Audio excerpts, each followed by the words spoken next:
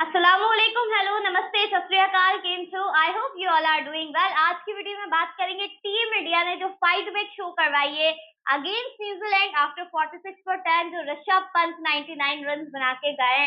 Mind blowing and Sarfaraz Khan के 150 run. इसने बताया है कि इंडिया गिरकर उठना जानता है। टेस्ट मैच का रिजल्ट चाहे जो मर्जी हो, लेकिन इंडिया ने टेस्ट मैच में सिर्फ एक इनिंग्स को छोड़ के हर मूवमेंट पर अच्छी क्रिकेट खेली। आज के कोलैप्स के बारे में भी बात करेंगे, जो 54 रन पर जो है वो 7 एक तरह से देखें विकेटें गिरी और इजाफा नहीं हो सका स्कोर में ज्यादा रन का। केएल राहुल के बारे में बात करेंगे, उन पर काफी बात हो रही है, बट सबसे ज्यादा जिसकी बात होगी वो ऋषभ पंत और सरफराज खान होंगे। बिकॉज इस मैच में अगर किसी ने सबसे ज्यादा इम्प्रेस किया है ऋषभ पंत एंड सरफराज खान, तो उनके बारे में बात करेंगे। आई होप चैनल सब्सक्राइब किया हुआ है, नहीं किया हुआ तो जल्दी से सब्सक्राइब कर लीजिए। मैं ऋषभ पंत का नाम आप लोग बोलेंगे भाई सेंचुरी नहीं बनाई, देखो क्या ऋषभ पंत इंजर्ड थे और जो उनकी इंजरी थी, जो इशू था उनका, वो हम सब जानते हैं कि किस तरह से उनकी नी का इशू था। और उस नी के इशू के साथ हम एक्सपेक्ट नहीं कर रहे थे कि ऋषभ पंत आएंगे।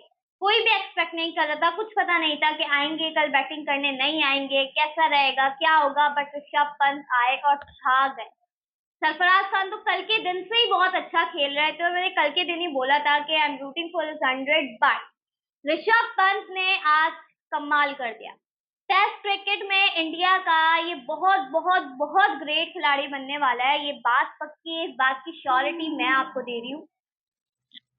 श्योरिटी इस वजह से क्योंकि ऋषभ पंत जिस तरह से एक के बाद एक ऐसी इनिंग्स खेल जाते हैं, उनकी कोई एक ऐसी इनिंग होती है जिसे देखकर हम बोल रहे होते हैं कि यार ये इंसान कुछ करेगा, मतलब कुछ बड़ा करेगा इंडिया के लिए, कुछ बहुत बड़ा नाम कमाएगा। आज घायल शेर थे ऋषभ पंत, और जिस तरह की 99 रन की इनिंग खेल कर गए हैं, दैट वाज ट्रूली स्पेशल।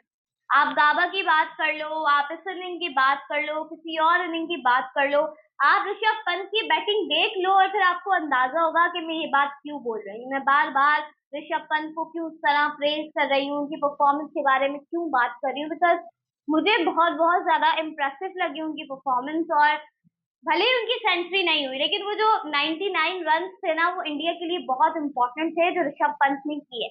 अब बात करते हैं सरफराज खान के बारे में। तो सरफराज खान कल से ही बड़ा कमाल का खेल रहे थे, और मैंने जैसे कि स्टार्ट में बोला कि मैंने ये सेंटेंस बोला था कि I am rooting for this 100, because मुझे एक्सपेक्टेशंस थी। कोहली की भी 100 आती, विराट कोहली, किंग कोहली की भी 100 आती, बट अनफॉर्चुनेटली वो लास्ट में एक चीज हो गई सो हो गई। बट सरफराज खान ने कल 70 रन बनाए, फिर हमने देखा आज 150 पर आउट हुए हैं और बहुत कमाल की बारी खेल के गए। मैं देख रही हूँ कुछ लोग उनके शॉट को लेकर काफी ज्यादा बात कर रहे हैं, क्रिटिसाइज कर रहे हैं कि 150 पर जो है वो कि ऐसा खेला, न्यू बॉल मिल गई थी, ये हो गया था, वो हो गया था, संभल कर खेलते। देखो यार, सिर्फ एक इंसान की जिम्मेदारी नहीं होती, इट्स अ टीम गेम, और दूसरे प्लेयर्स की भी रिस्पॉन्सिबिलिटी होती है कि वो किस तरह परफॉर्म करते हैं।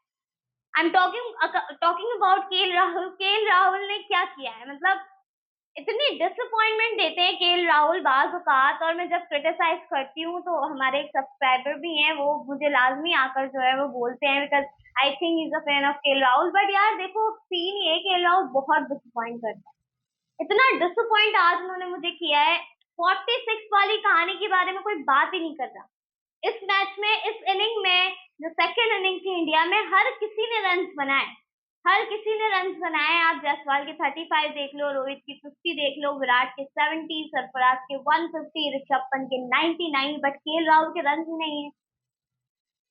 जहां जरूरत थी, जहां परफॉर्म करना था, आप 50 भी करके चले जाते ना, वो 50 भी मेरे ख्याल से बड़े इंपॉर्टेंट होते हैं इंडिया के लिए। लेकिन केएल राहुल पता नहीं कब समझेंगे, कब इस चीज को अंडरस्टैंड करेंगे कि यार मतलब जरूरत है उनकी टीम इंडिया को। आपको मौका दिया जा रहा है, आप 8 इनिंग्स में 100 कर देते हो, आप कुछ इनिंग्स के बाद जो है वो एक ऐसी इनिंग खेल जाते हो, हम बोलते हैं कि केएल राहुल इज बैक। उसके बाद कुछ मैचेस के लिए आपकी फॉर्म गायब हो जाती है, फिर से कोई एक ऐसी, जब ड्रॉप करने की बात हो रही है तो कोई एक ऐसी इनिंग आ जाती है, फिर आप बच जाते हो। तो ये चीजें मेरे ख्याल से इंडिया को भी हार्म पहुंचा रही हैं, केएल राहुल को खुद को भी नुकसान पहुंचा रही है। काफी क्रिटिसिज्म केएल राहुल की परफॉर्मेंस पर भी हो रहा है, और यार देखो होना बनता है। वो कलेक्टिव जो हुआ सो हुआ 46 वाली कहानी, लेकिन अब तो परफॉर्म करना बनता था। आपकी टीम ने अच्छी खासी जो है वो परफॉर्मेंस दिखाई है, और इस परफॉर्मेंस के बाद भी अगर आपके रन नहीं है ना, तो बहुत बड़ा क्वेश्चन मार्क है केएल राहुल की पोजीशन पर टीम इंडिया में। और मेरे ख्याल से ये मैनेजमेंट भी अंडरस्टैंड करेगी, इस चीज को मैनेजमेंट को भी अंडरस्टैंड करना होगा कि आपको दूसरी चीजों के, दूसरे ऑप्शन की जानिब भी देखना होगा। आप ये नहीं देखोगे कि आप बार बार चांस दिए जा रहे हो, बार बार मौका दे रहे हो, फिर इम्पोर्टेंट मौकों पर परफॉर्मेंस नहीं आए ना, तो फिर मजा नहीं आता। अगर हम इंडिया की बात करें, 408 रन पर सिर्फ 3 खिलाड़ी आउट थे। उसके बाद आप ये देखो कि 462 पर 10 खिलाड़ी आउट हो, यानी कि सिर्फ 54 रन ऐड कर पाई टीम इंडिया और 7 खिलाड़ियों की विकेटें गंवा दी। अब इसमें कसूर ना ही सरफराज खान का है, ना ही मैं समझती हूँ कि ऋषभ पंत का है। इसमें कसूर है आपके केएल राहुल का।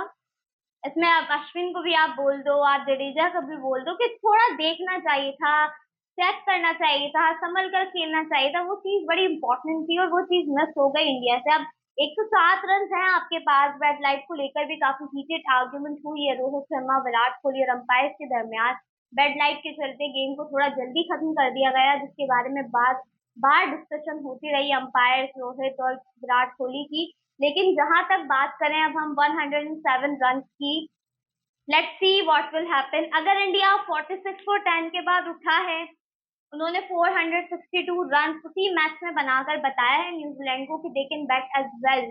आपने वो एक इनिंग के बाद शायद मैं ऐसा ही समझ लिया, we are the winners of these round. हम हर मैदान में जीत रहे होते हैं, हमें मैदान की जीत हासिल करने वाले जो है लोग हैं, तो आप थोड़ा संभल कर खेलिए। ये चीज मेरे ख्याल से इंडिया ने मैसेज तो दिया है। अब 107 रन देखो कम है।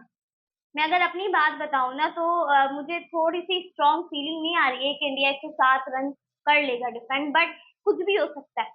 मेरिकल्स डू हैपन, और ऐसा हो सकता है कि इंडिया 107 कर जाए डिफेंड, नहीं कर पाए न्यूजीलैंड से। कुछ ऐसी कोई स्पेशल परफॉर्मेंस आ जाए किसी एक बॉलर का, कोई एक ऐसा स्पेल आ जाए जिससे देख कर लगे कि भाई इंडिया इज विनिंग।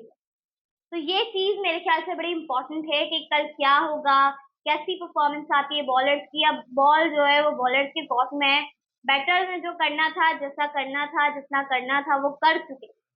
एक बहुत बड़ी लीड थी जिसे उन्होंने उतार दिया, फिर साथ 100+ रन का उन्होंने टारगेट भी दे दिया। अगर 150 भी यहाँ पे होते ना, तो मैं आपको क्लियरली बोल देती इंडिया इज विनिंग दिस। लेकिन वो 107 रन थोड़े से कम लग रहे हैं, but let's see. Rohit Sharma का जो माइंडसेट है, जो गौतम गंभीर का माइंडसेट है, उसे देखते हुए तो लग रहा है कि एक अच्छी परफॉर्मेंस तो आएगी। और I will appreciate team India performance in this match, क्योंकि इतने बड़े कोलैप्स के बाद अगर आप इतना अच्छा कमबैक करते हो तो अप्रिसिएशन बनती है। बहरहाल क्रिटिसिज्म भी साथ साथ चलता रहता है। आप लोगों ने चैनल को सब्सक्राइब करना है, बेल आइकन पर क्लिक करना है। अगली वीडियो में मुलाकात होगी, तब तक के लिए अल्लाह।